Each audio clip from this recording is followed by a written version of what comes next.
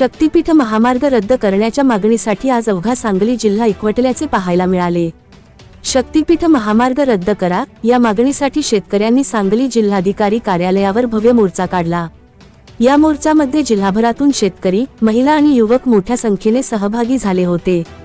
हातात विविध मागण्यांचे फलक घेत आणि शक्तीपीठ महामार्गाला विरोध करत आंदोलकांनी जोरदार घोषणाबाजी केली। या आंदोलनाला माजी खासदार राजू शेट्टी, आमदार जयंतराव पाटील, आमदार सतेज उर्फ बंटी पाटील यांच्यासह जिल्ह्यातील अनेक प्रमुख नेत्यांनी उपस्थिती लावत पाठिंबा दिला। शेतकऱ्यांच्या जमिनी आणि शेतीच्या भवितव्याचा प्रश्न उपस्थित या ठिकाणी ज्या गावामधून शक्तीपीठ जातोय त्या गावातला नागरिक या ठिकाणी आलाय, शेतकरी या ठिकाणी आलाय। महाराष्ट्रात लोकांना प्रश्न पडलेला आहे की लोक नको म्हणतात तरी रस्ते हे का करतात।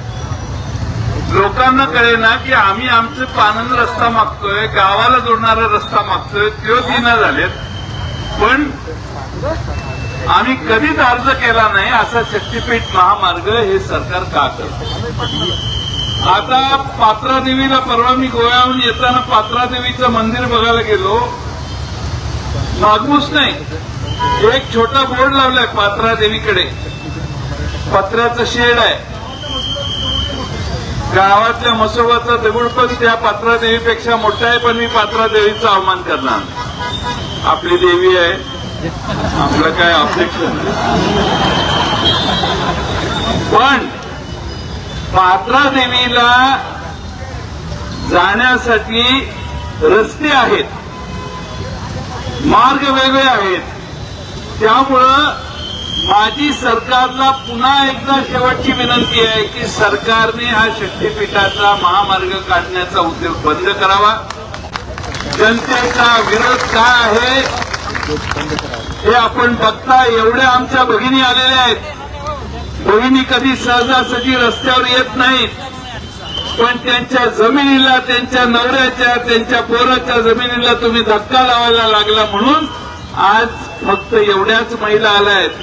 कदाचित हे सतत पुढे जात राहिलं तर 10-20 महिला या ठिकाणी जिल्हाधिकारी तुम्हाला भेटायला येऊ शकतात।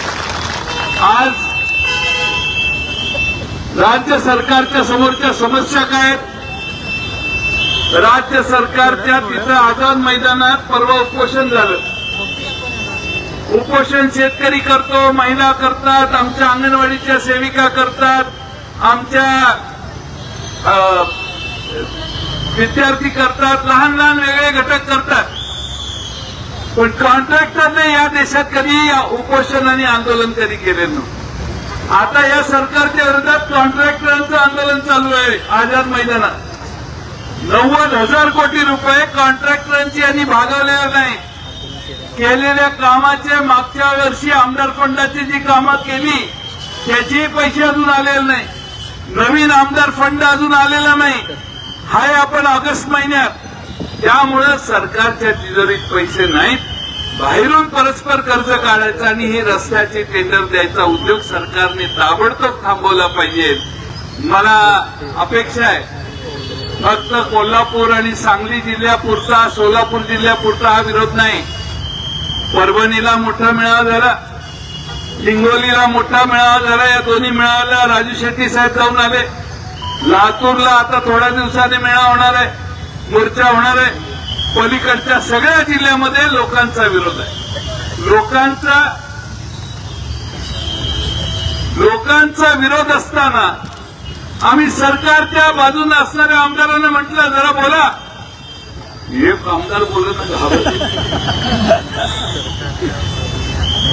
सत्तेत असणारा एक पण आमदार बोलेना, एक पण खासदार बोलेना। एक तर त्यांनी पाठिंबा जाहीर करावा, नाहीतर या शक्तीपीठाला विरोध करावा, दूध का दूध, पाणी का पाणी एकदा करावा। दोन्ही बाजूला राहण्याचा उद्योग बंद झाला पाहिजे। आज मित्रांनो, माझी आपणाला कळकळीची विनंती आहे, आपण एकसंघपणाने सरकारचा अतिरेक परतावून लावूया। मोजणी करायला जर मोजणी करायला जर सरकारी यंत्रणा आली तर तुम्हाला काय करायचंय माहिती आहे। सरकारने अलीकडे खास अधिकारी या जिल्ह्यात पाठवले आपलं मोडून काढायला, पण आपणही तेवढ्या ताकदीनं इथं जेल फोडणाऱ्या वसंतदादांचा हा जिल्हा आहे. त्यामुळं सांगली जिल्हा महाराष्ट्रात सगळ्यात वेगळा जिल्हा आहे. त्यामुळं क्रांतिसिंह नाना पाटलांचं नाव घेऊन आम्ही या लढाईला सुरुवात केलेली आहे मगाशी या मोर्चाला. आणि म्हणून माझी तुम्हा सगळ्यांना विनंती आहे की आज आपण निवेदन देऊ, सरकारला पुन्हा जाग आणण्याचा प्रयत्न करू. सरकारने या बाबतीत पुनर्विचार केला पाहिजे अशी शेवटची एकदा विनंती या जिल्ह्याच्या वतीने करू.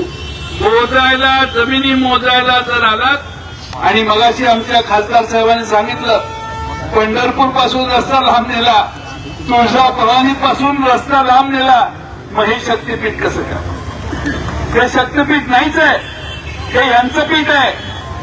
यांच्या पीठात यांना स्वतःची व्यवस्था करायची आहे. आणि म्हणून माझी आपल्याला विनंती, आपण एकसंघ राहू.